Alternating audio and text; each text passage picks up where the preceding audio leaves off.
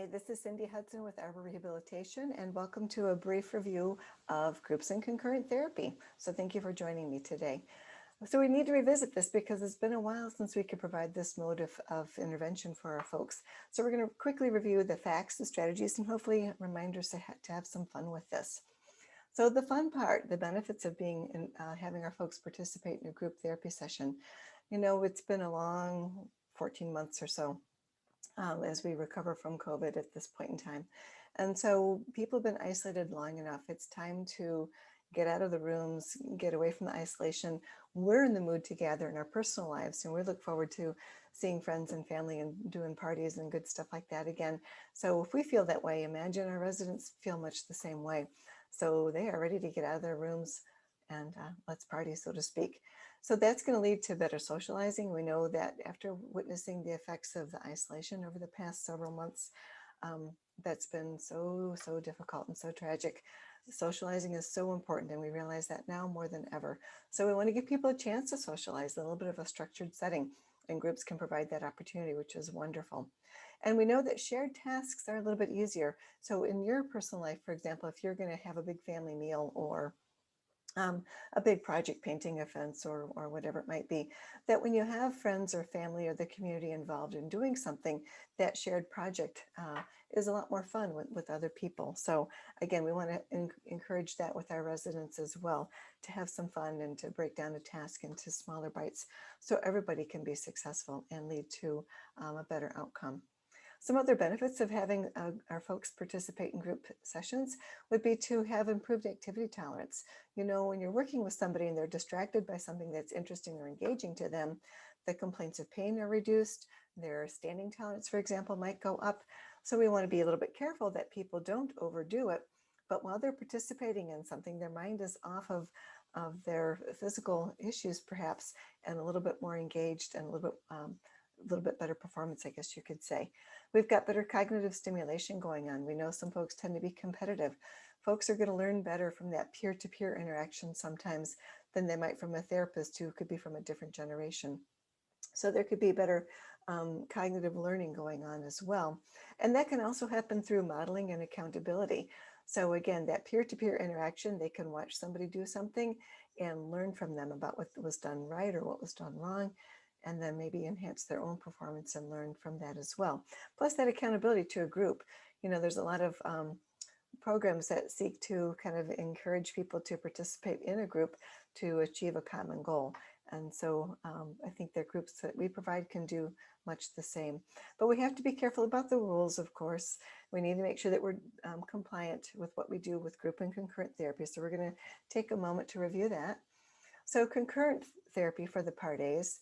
Concurrent therapy is for two residents who are not performing the same or similar tasks at the same time, and both must be within line of sight supervision of the therapist or the therapy assistant. When both people have Part A, Medicare Part A, you can just build the CPT codes that you would ordinarily use for exercise, ADLs, whatever it could be. However, if one of those people has Medicare Part B, that individual needs to be billed for group for that time, okay? The 97150. Your Part A person can have typical CPT codes, but the Part B person has to be billed for group. And remember that with our Part A people under PDPM, a total of 25% of their treatment time can occur either under group or concurrent therapy.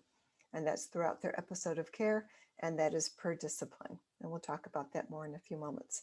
So I've got the unicorn here because we're talking about concurrent therapy in Part Bs. It doesn't exist, okay? A Part B person is either going to be one-on-one care or group therapy. There is no concurrent therapy for somebody who's under Part B. For concurrent therapy with managed care folks, those contracts are all going to vary significantly. UHC, Anthem, Aetna, and even within those programs, people buy into different products, so to speak. So you do need to unfortunately verify with that payer if group or concurrent would be allowed for that individual for Part A or Part B. There is no blanket answer for that, unfortunately. You will get to know certain products in your area, what they do or don't allow, but I don't have one answer for one size does not fit all with this. Those plans who follow PDPM, they tend to allow group and concurrent for their Part A recipients. But again, you might want to verify that. I don't want to speak out of turn because they do vary so much. A little bit more on the regulations with the Part A's, traditional Part A's. A group consists of 2 to 6 people performing the same or similar activity at the same time with one therapist under line of sight supervision. If 2 therapists are involved, we do have that information broken out in one of the handouts that's referenced later on in this presentation.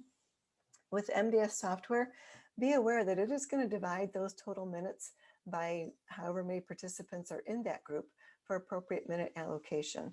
So it's okay with our traditional A's, but you would want to be careful if somebody is in an assessment period for their OBRA assessment, because that could diminish the minutes that would show up on the MDS for that, and that might be problematic. So just be careful if somebody's in an OBRA assessment period when we're doing group or concurrent therapy. Be mindful of the minutes, make sure we're not going to come in under where we need to be for that individual. So Part A, group regs, again, at least one plan of care goal must relate to the group objectives. So there might be a homemaking goal for somebody who's involved in cooking club.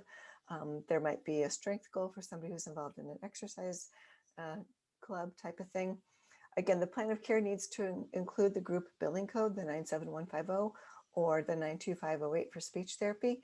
And also within that plan of care on the eval, we need to justify why they might occasionally benefit from being involved in a group. And that is something that you can free type in somewhere towards the end of the eval. There's no designated spot yet in NetHealth for that information, but it needs to be somewhere within the body of the eval why we feel group is appropriate for them. On the day of a group, when you're writing that treatment encounter note, make sure that the group is somewhat described and the intervention provided is noted. Make sure that you explain how this is a skilled group, not just an exercise group that activities could have been running. Okay, modifications that we make to that group to enable that person to be successful. Make sure you document those modifications and the person's response to any of the group, whether they were distracted, whether they participated with good language skills, if it's a speech group, that type of thing. Make sure you've documented the person's response, and then make sure that you document why the person's needs were best met in that group setting. And we have the group therapy binder introduction handout that has some terrific resources, again, about the phrases, about some of the documentation, a whole host of information on that, which is on our website, as well as in the group therapy binder if your department has one. With students, I won't spend a lot of time on this just yet, but as we get more and more students becoming available and involved in our departments, know that whether or not the student can bill for their group therapy time is going to be dependent on what they're doing and what you're doing, with the emphasis on what you are doing as the supervising therapist. So make sure you review this information when you take on a student. A little bit more strategies for success, because we know that this is new for all of us to kind of get back in the mode of doing groups. So make sure that we get nursing on board, and that can sometimes be the biggest challenge. We want to make sure that to try to help support that we have some consistency. So whether we have all OT-PT speech groups on one day of the week, or whether we have every Tuesday is OT, every Wednesday is speech, every Friday is PT, whatever it is, but try to be consistent with our group scheduling. Try to make it at the same time of day. And as we consider one 30-minute session per person per week to be involved in an OT, PT, and or speech therapy group, we know that we're going to be most likely to be compliant with keeping their concurrent or group time under 25%. So again, thinking about that 1 30-minute session a week, we should be okay to make sure we don't exceed the ceiling of 25%. We want to be sure that we're planned and be prepared for that group session, okay?